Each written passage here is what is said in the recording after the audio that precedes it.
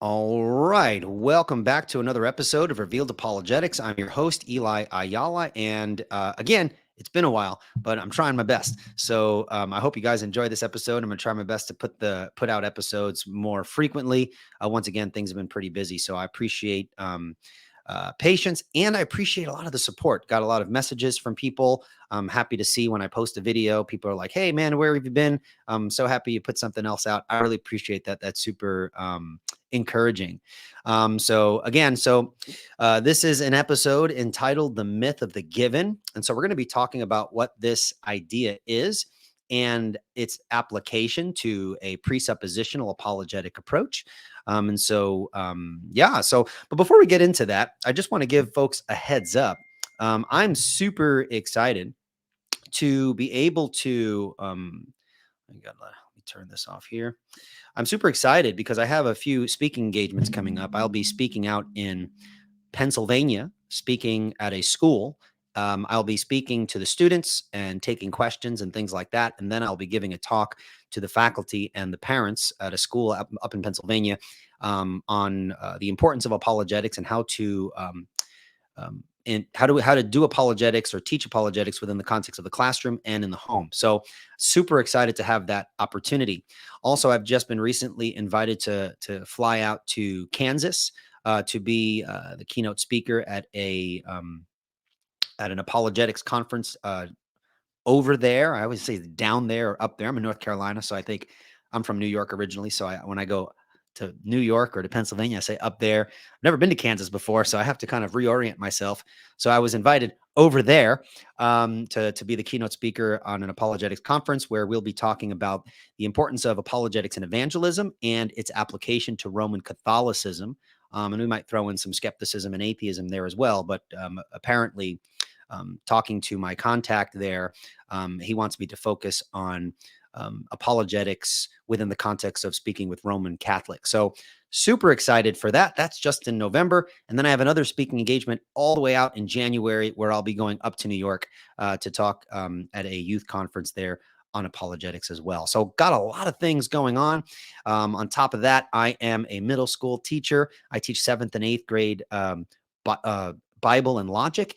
And I'm a basketball coach. So I coach my middle school basketball team. So there's a lot going on, but it's all good stuff. And so I'm going to try in the midst of all that to still put out content that is useful, especially those who have that itch for anything related to presuppositional apologetics. So my goal is to make this channel a resource for those who are interested in that and the various applications that we can make with respect to the presuppositional approach. Okay, it's very important to recognize because I strongly believe that the presuppositional approach is a biblical approach. God has called us to defend the faith in such a way, using such a method that can be applied to every area of life. Okay. The presuppositional apologist can be a scholar and can engage in that very intellectually deep level. But at the same time, 1 Peter chapter 3, verse 15 commands all believers to engage in apologetics, to engage in a biblical apologetic. And so the presuppositional apologetical approach, if it's a biblical approach, and God has commanded all believers to engage in apologetics, then it should be something that can be done at any level, okay? Because God has equipped us with everything we need. The application of that is going to differ depending on the context. Now, in this episode, we're going to put, it's not going to be on the bottom shelf too much, but we're going to get like the mid shelf. Okay. We're going to be talking about a philosophical concept that I think is important in epistemology. And so we're going to be talking a little bit on a high level. But then I'm going to try my best to kind of at the end, kind of reel things in and make some important apologetic application. All right. So I don't want to waste too much time. But once again, thanks for listening in, and I hope that I hope that this is going to be helpful for those who are listening. So today, we're going to be talking about what is called the myth of the given. All right. Now, the myth of the given is a philosophical concept associated with philosophers like Wilfrid Sellars and others that we'll kind of survey some names that are associated with this concept of the myth of the given. And basically, it challenges the idea that our perception and knowledge are based solely on like raw, uninterpreted sensory data or given experiences or like brute facts or things like that. Now, if you guys are familiar with brute facts are kind of like, this uninterpreted fact. Okay. It's just there. It's given. There's no further or deeper explanation for it. Okay. So we're going to kind of deal with this, and those who are familiar with the presuppositional approach and this idea that that neutrality with respect to facts is a myth. We're going to talk about why we would not hold to the existence of brute facts. Okay. So the myth of the given is not some Christian philosophical construct that points out the reality that we all have like worldview presuppositions, but it's something that's recognized in philosophy and highlights the very things that presuppositionalists point to in their interactions with unbelievers. So I think this is super important. All right. So if we think about it, so proponents of this concept of the myth of the given, proponents of this concept argue that our understanding of the world is shaped by background beliefs, concepts, and theories, presuppositions, if you will, right? In other words, our interpretation of sensory experiences is influenced by our pre existing knowledge, concepts, making the idea of pure, unmediated sensory data questionable, right? This concept of the myth of the given has been influential in discussions on epistemology and the nature of knowledge and things like that. So, again, this is not just a uniquely presuppositional recognition that when we speak in terms of the context of, say, empiricism, that knowledge comes through our senses. And the presuppositionals will be quick to point out, well, wait a minute, how do you account for the reliability of the senses? How do you know this, that, when we ask those lines of questioning, that's not to be annoying. We're kind of aiming at really what proponents of the myth of the given are pointing at, and that is the presuppositions, the intellectual framework, the background music of a person's worldview. We're focusing on identifying those things and challenging whether the worldview, the intellectual background, can in fact account for the things that many people within the empirical tradition, more specifically, think are just givens. Okay, so that's kind of the gist of what I want to kind of focus on here. Now, when we talk about the myth of the given, which philosophers are typically associated with this concept? There's a few. So the myth of the given, again, is a concept that has been discussed and developed by several philosophers, and some of the key philosophers associated with this particular view. One being Wilfrid Sellars. Okay, Sellars is often considered the primary philosopher associated with the concept of the myth of the given, and so he argues against the idea of sense data or raw sensory experiences as the foundation of knowledge, emphasizing the role of conceptual frameworks in our understanding of the world. Those conceptual frameworks are just a philosophically fancy way of referring to like a worldview, right? We all have frameworks. I mean, remember Van Til's definition of apologetics is very helpful because it kind of focuses on the reality that when we're defending the faith, it is conceptual frameworks versus conceptual frameworks. It is not simply a debate and dispute over individual facts. Okay. In Christian Apologetics, on the first page of the first chapter, Van Til defines apologetics as the vindication of the Christian philosophy of life over against the non-Christian philosophy of life. And that language by Van Til, philosophy of life, is just a reference to a worldview, or we could say a conceptual framework, or we can use the language of paradigms, right? Everything that we are engaging with the unbeliever is going to deal with our presuppositions or our intellectual frameworks, our conceptual frameworks, whatever you want to call it. And so Wilfrid Sellars kind of focuses on these conceptual frameworks and the role they play in the interpretation of our sense experience and things like that. So Wilfrid Sellars discusses the concept of the myth of the given in several of his works. Okay, but the most notable and influential exposition of this idea can be found in his essay entitled "Empiricism and the Philosophy of Mind." Okay, now this essay was I think it was originally presented as a series of lectures, I think in the 50s, okay, 1950s, 1956, I believe. And it was later published in a collection entitled Science, Perception, and Reality. I think that was published in 1963. Okay. Now, in Empiricism and the Philosophy of Mind, Sellars critiques empiricism and presents his arguments against the idea that sensory experiences are given and unmediated foundations of knowledge, right? He challenges that kind of naive empiricist approach where, well, it's right in front of me, surely, right? That's how I gain my knowledge. I'm seeing it. It's right in front of me, right? He argues that our understanding of the world, as I said, is shaped by these conceptual frameworks that we have, and that sensory experiences are not a given in the way that many empiricists have traditionally claimed.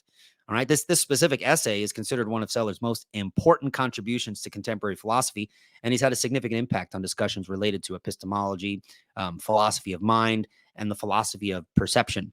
It's a key reference point for anyone, I think, who's interested in understanding Sellars' perspective on this idea of the myth of the given. All right. So he's definitely a major player with respect to pointing these things out. Another philosopher who kind of highlights this concept is a philosopher by the name of John McDowell. Okay, now McDowell is another philosopher who's contributed significantly to the discussion on the myth of the given, and he's explored how our perceptual experiences are always already conceptual, and how we can't divorce them from our background beliefs and concepts. Okay, this sounds so presuppositional. You can see the value in understanding these things, right? Presuppositionalists are not the only ones saying this, right? Conceptual frameworks and what we say about our specific beliefs and facts, right? These are not given, right? You must have a conceptual framework that can account and justify the specific pieces of data and facts within your worldview, okay? This is pointed out by many.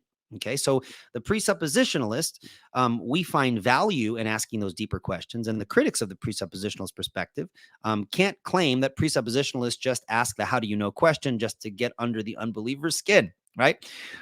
We know that the unbeliever knows a bunch of stuff. Okay, so when we say "how do you know" and we start challenging the unbeliever's perception of reality, it's not because we think that the unbeliever doesn't know the nature of reality. It's not because the presuppositionalist thinks that the unbeliever doesn't know anything. What we're doing is pressing for consistency. We want to identify what the unbeliever takes as a given and highlight that what the unbeliever takes as a given is a myth, because nothing is given, because nothing is understood independent of a conceptual framework. Okay? Super, super important. Now, John McDowell extensively discusses the concept of the myth of the given in many places in his work. One of his most influential works where he addresses this concept is the book entitled Mind and World, which I think was published in the early 90s. Okay. Now, in this book, McDowell engages with issues related, again, to epistemology, perception, and the nature of knowledge. All of this is pertaining to the area of epistemology, which is deals with one's theory of knowledge. How do we know what we know? Okay. Now, in his book, McDowell argues against the idea that sensory experiences provide us with given or immediate access to the world. Instead, he argues that our perceptual experiences are always already conceptual, as I said before, and shaped by our background beliefs and conceptual frameworks. And he emphasizes the importance of understanding how perception is mediated by conceptualization and how this challenges traditional empiricist foundationalist views of knowledge. Okay. Now this book, this writing he has, Mind in the World, is important in contemporary philosophy. And I think it provides a comprehensive exploration of McDowell's view on this myth of the given thing and its implications for our understanding of human perception and human knowledge and things like that. So folks are interested in kind of digging into that. That's I got to be careful not to say Josh McDowell. It's John McDowell. Okay. Mind and World. Okay. If you want to kind of dive into that. Okay, now those who are familiar with some of the philosophical literature out there, the next philosopher I want to mention is Lawrence Bonjour. Okay, he's got a book. I think it's a book on epistemology or just a general philosophy book. I don't remember off the top of my head. I think the first time I heard of Bonjour, because I'm not a philosopher, but I do read philosophy. When I say I'm not a philosopher, I'm not a professional philosopher by any means, but I think I was listening to an interaction with Jay Dyer and an atheist or something like that. And Jay mentioned Bonjour in a particular context when he was discussing epistemology. That was the first time I had heard of Bonjour, and of course downloaded his book and read portions of it. But I'm familiar with Bonjour enough that he is important to this discussion, and he's a good read if you want to get down with some epistemology, right? So Bonjour has I think written extensively on the area of epistemology and has engaged in this idea of the myth of the given. He's engaged with it. Okay, and so he argues for, I believe, a moderate form of foundationalism that tries to accommodate some aspects of empirical givenness while acknowledging the role of background beliefs. Okay, Lawrence Bonjour is, as I said, he's known for his work in epistemology. And while he has engaged with the idea, or rather ideas related to the myth of the given, he hasn't explicitly used that term as much as other philosophers like a Wilfrid Sellars or John McDowell. However, his writings often touch upon related topics in epistemology and the nature of knowledge. And so looking into Bonjour's work is going to be helpful in kind of knowing what the deal is in terms of interacting with this idea of the myth of the given. One of Bonjour's notable works that addresses epistemological issues in his book, addresses these issues in his book, is called The Structure of Empirical Knowledge. I think it was published in the mid 80s. Okay. Now, in this book, Bonjour explores foundationalist and coherentist approaches to epistemology and discusses the role of empirical evidence and justification in the formation of beliefs. Now, while he doesn't use the word explicitly, the phrase explicitly, the myth of the given, his work does engage with ideas related to the nature of perceptual justification and how empirical evidence is integrated into our belief system. So I think Bonjour gives us a good picture of an attempt to balance out the acknowledgement of conceptual frameworks and how do we take that with kind of our empirical experience. Okay. Now, my last guy that I want to mention is a man by the name of Roderick Chisholm. And Chisholm's work in epistemology also touches on this idea of the given. And he explored issues related to perceptual experience and knowledge. Now, notice the themes, okay? Knowledge, perception, all these types of things, justification. This is all, buzzwords within epistemology, okay? Now, Roderick Chisholm is known for his work in epistemology and in the area of metaphysics, and his writings also have touched on issues what we're talking about now, this myth of the given.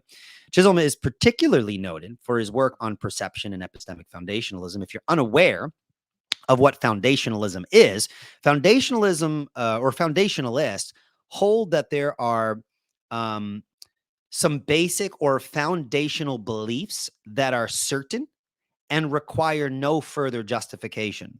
Okay. And these beliefs are often thought to be self-evident, or they'll use this word incorrigible, which means to be incapable of being corrected, or they will describe these foundational beliefs as indubitable beliefs. Excuse me, indubitable beliefs, beliefs that are incapable of being doubted, and they serve as the epistemic bedrock upon which the entire edifice of knowledge is built.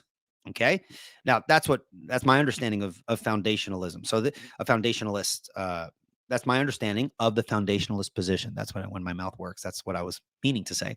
Now, in Chisholm's essay titled "The Given," which was published in the 60s, I think it's published in the 60s. Chisholm discusses the concept of the given in the context of epistemology and perception, which is his area. And while he doesn't use the term the myth of the given explicitly, he engages with this idea as well, and challenges kind of this idea that the naive empiricist is putting forth, that there are these certain data points that we can just know through our senses, and there you go. Okay. Now we kind of wrap these philosophers up. These philosophers have different interpretations and approaches to the concept of the myth of the given, but with their work collectively, I think collectively they do a good job in challenging the idea that, say, for example, sensory experiences alone provide a secure foundation for knowledge. So they challenge the naive empiricist position. Okay. And that's useful. It's useful to see people who are not necessarily kind of like coming from a devout Christian philosophical perspective, acknowledging these things. I think it's important because it shows that, at least the presuppositionalist in our context of what we're talking about here, we're not just making this stuff up. Okay. When we challenge the reliability of sense experience as an epistemological foundation, that comes with philosophical baggage that draws upon years of consideration on these specific questions. Okay. So it's super important to kind of keep these things in mind. Now, what role does the myth of the given play in empiricism specifically and something like skepticism? Okay. So now the concept of the myth of the given, I think, plays a significant role in discussions relating to these two areas, empiricism and skepticism and things like that, because it challenges traditional empiricist and oftentimes foundationalist positions. Okay. So let's take a look at empiricism, for example. I think empiricism, okay, as an epistemological perspective, is challenged by this idea of the myth of the given. Okay, so myth of the given, this concept, I think, puts forth a strong challenge to what we would call, let me qualify, what we would call naive empiricism. Okay, so the myth of the given challenges a naive or simplistic form of empiricism that suggests knowledge is solely derived from raw sensory experiences. Okay, it argues that sensory experiences are not given; they're not given to us in a pure, unmediated form, but rather they are interpreted through conceptual frameworks and background beliefs. And this challenges the idea that empirical data can serve as a foundation for all of knowledge. Okay, and that's relevant because what do we hear when we are engaging in apologetics? Right? Show me the evidence, show me the proof, where's the data, right?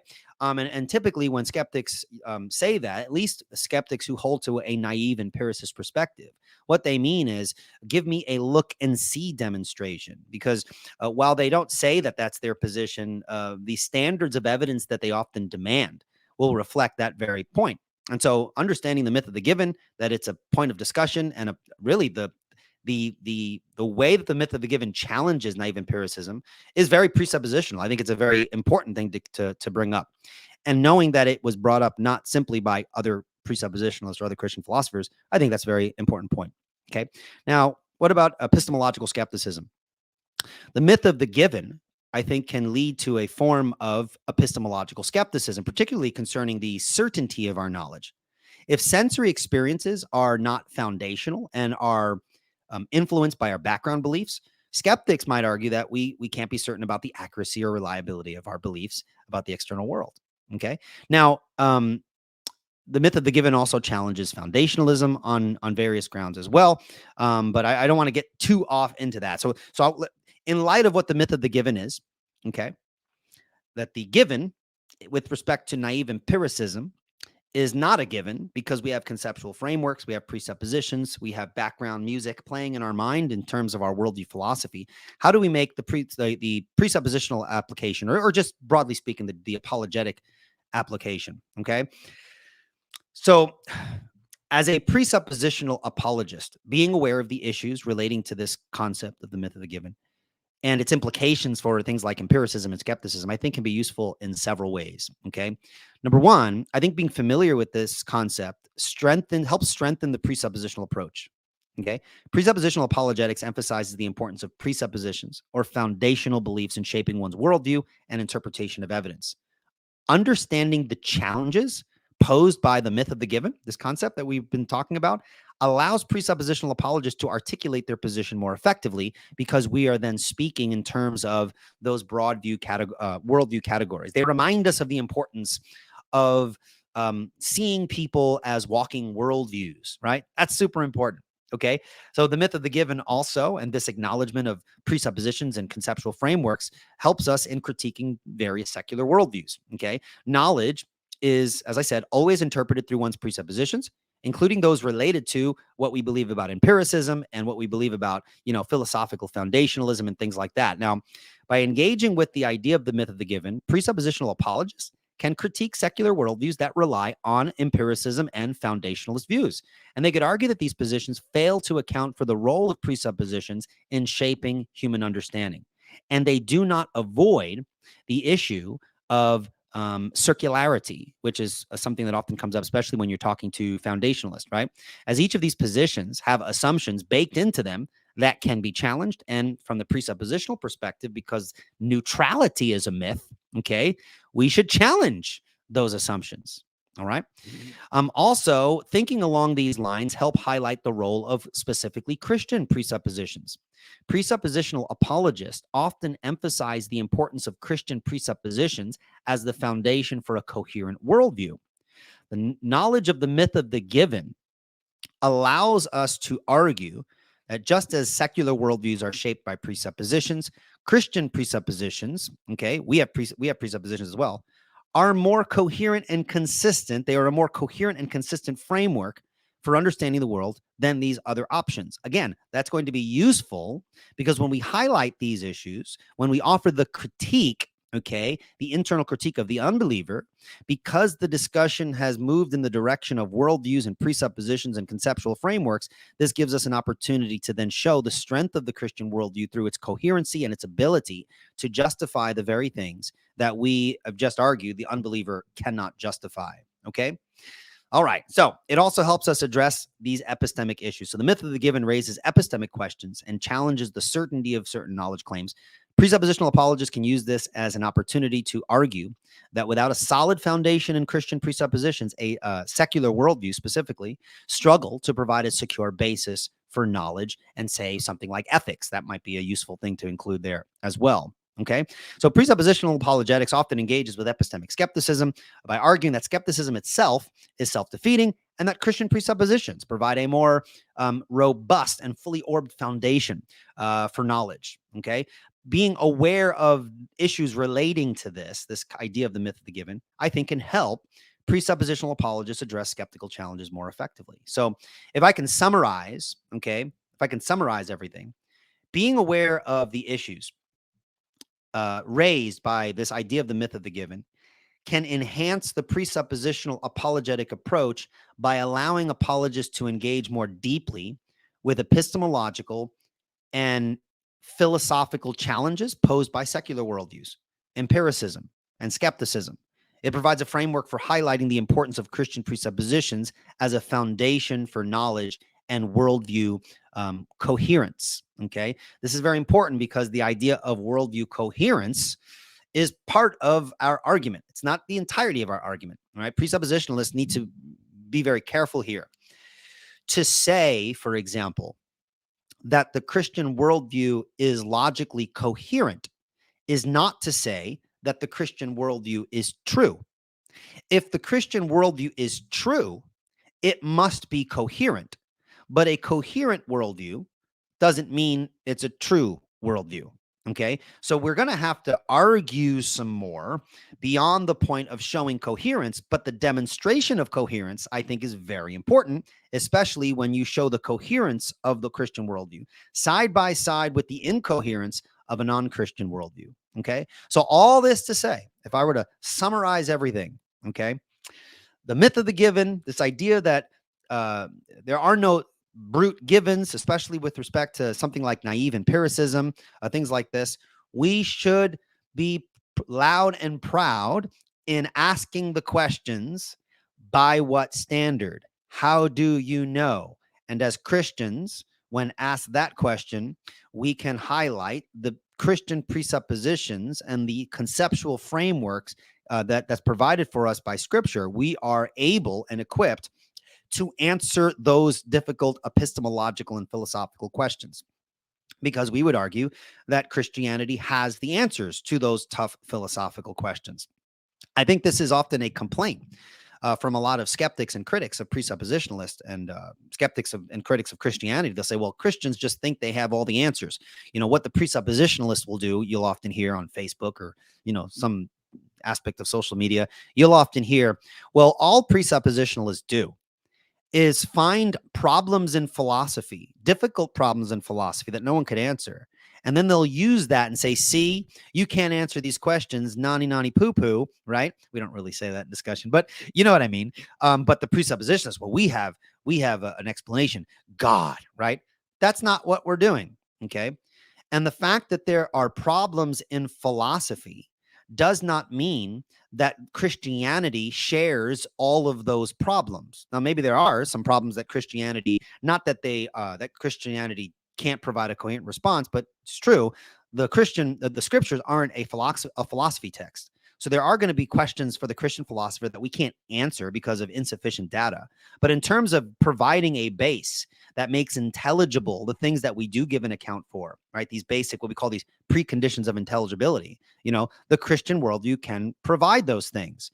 And the problems of philosophy are problems, but they are problems, depending on what we're talking about, the specific important ones that I'm talking about, they are problems for philosophies that don't have the scriptural worldview at their base. Okay. If you lack an insufficient worldview context, then yeah, you bet you're going to have problems answering important philosophical questions. And if you have a revelational epistemology, as presuppositionalists do, then we're not going to share all of those philosophical problems, because given divine revelation, a consistent, coherent worldview framework, which comes from Scripture, we're going to have answers to those things. And those answers are not simply God, but God, as revealed in Scripture, does provide a foundation upon which we can interact with difficult philosophical questions and have a coherent and intelligible answer to how those things are justified. Okay, so all that to say, the myth of the given highlights what presuppositionalists have been saying all the time, that the intellectual or conceptual frameworks and presuppositions of people always are in play. There is no neutrality. We want to be aware of presuppositions. Don't let anyone talk down on you simply because you say by what standard, because guess what? Laughing at the phrase by what standard is not a response. It is not a refutation. I will say by what standard anytime I'm discussing something with an unbeliever and I think they lack a standard by which they make their assertions, right? So get the t-shirt, put it on a mug or whatever you do, but by what standard is a great question to expose the presuppositions upon which the unbeliever is making their claims and understanding the facts and understanding the data. And Christians must be prepared as well to expose their presuppositions, put our cards on the table, right, and argue in light of those cards, because we think that the transcendental argument, for example, when we argue that God, the God of Christianity, the triune God of Scripture, provides the necessary preconditions for the intelligibility of knowledge and logic and history and philosophy and science and all these sorts of things, we are not making a simple authority claim. We actually believe and are willing to argue that the Christian worldview can actually pay the bills on that claim. So we do make an authoritative assertion, but we make that authoritative assertion about Christian worldview's ability to do these things with the willingness to discuss how they can pay the bills on those claims. In like fashion, when the skeptic makes the authority claim that their worldview can do the very same, oh, well, we can do it, we could account for it, then we need to now engage in intellectual combat, right? We're going to have to now compare worldviews at that point, which is very difficult sometimes to get to, because if someone is sticking by their gun, say, nope, you're just avoiding the issues. Give me the facts. Give me the evidence. Don't fall into that trap, because we are not going to engage in an apologetic encounter and pretend that things are simply a given, or we can approach certain topics with a neutral mindset. No one is neutral. Jesus says, you are either with me or you are against me. Every fact of the universe is either a created fact or it is not. Okay? There is no neutrality. Don't give in. By what standard is a great question. How do you know is a great question. And Christians must be able to answer those very questions as well. All right? Okay. So there you go. All right. That was my next episode. I have no idea what my next topic will be, but I will definitely let you know when something comes. So I would appreciate prayers for those speaking engagements that I mentioned towards the beginning of this episode. I'll be speaking in Pennsylvania. Then I'll be speaking in Kansas. And then later, shortly after the new year, I'll be speaking up in New York.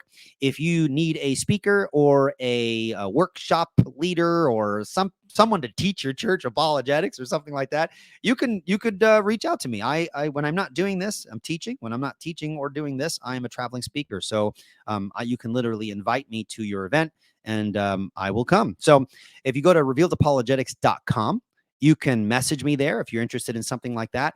Or you could email me at revealedapologetics@gmail.com. If you're wanting to support a ministry and financially, that would be greatly appreciated as well. Folks who are not initiated in the YouTube world, you don't realize that doing all this stuff, depending on how you're doing it and what capacity you're doing it, costs money. So financial donations, I've been so humbled by people who have been willing to share in that capacity, but it is greatly appreciated if possible. If not the end of the world. I'm just going to continue to chug away and put out content as often as I can with the hopes that it will honor God and be useful to the body of Christ. So So there you go. And I'll be sure to update this episode on the podcast as well. So just give me a little time and I'll do that. So that's it for this episode, guys. Thank you so much for listening in, and take care and God bless. Bye-bye.